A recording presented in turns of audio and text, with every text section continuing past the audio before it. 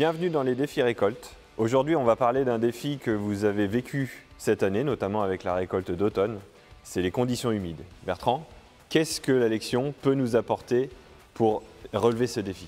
Le TerraTrack. Ça fait 25 ans qu'on commercialise du TerraTrack sur les moissonneuses batteuses chez Claas. Et la particularité de notre chenille, c'est que c'est une chenille plate. Donc qu'est-ce que ça amène? On va avoir un entraînement par friction entre la roue arrière et la bande de roulement. Pas d'entraînement par barbotin. Donc on va avoir une chenille à tendance propulsion. Et la deuxième chose d'avoir une chenille plate, ça va être un point de pivot pile au centre de la chenille, où du coup la chenille va pouvoir pivoter autour de ce point. Et enfin, pour les capacités de franchissement, qu'est-ce qui définit une bonne capacité de franchissement?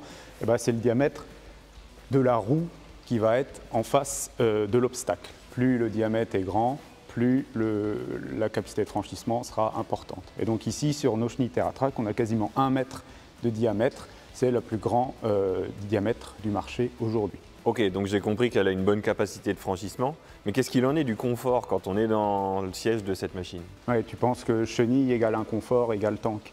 Pas du tout, parce qu'aujourd'hui, nos chenilles TerraTrack sont suspendues de manière hydropneumatique. Donc on a deux vérins qui communiquent l'un l'autre, vérin menant-mené, où l'huile passe de l'un à l'autre en fonction des aspérités, tant au champ que sur la route. Donc ça amène un confort qui est même encore meilleur que des pneus aujourd'hui.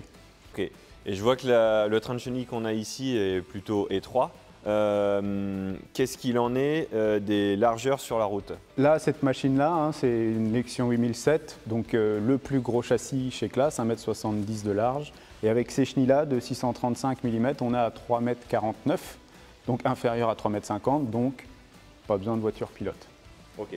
Et au niveau de la portance au sol, à quoi ça correspond une chenille? Tu le sais, les machines elles sont de plus en plus grosses, on veut de plus en plus de débit, de plus en plus d'indépendance du coup avec la trémie, donc des trémies toujours plus grosses. On va jusqu'à 18 000 litres chez Claas, donc beaucoup de poids sur l'essieu avant. Et donc ouais, le tassement au sol c'est très important. Et pour répondre à ta question, cette chenille-là équivaut à un jumelage de pneus de 800 en tassement au sol. Et quand on monte sur des chenilles encore plus larges, on peut réduire jusqu'à 66% l'empreinte au sol par rapport à des pneus. Bertrand, tu nous as parlé du train de chenille TerraTrack qui répond à la problématique des conditions humides pour l'essieu de l'avant. Quelles sont les solutions que Claas propose pour l'essieu arrière? Tu t'en doutes, on va proposer un 4 roues motrices, mais la particularité chez nous, c'est que l'ensemble de l'essieu est couplé à un moteur hydraulique pour répartir de manière uniforme la puissance entre la roue gauche et la roue droite pour maximiser la motricité dans nos conditions humides justement.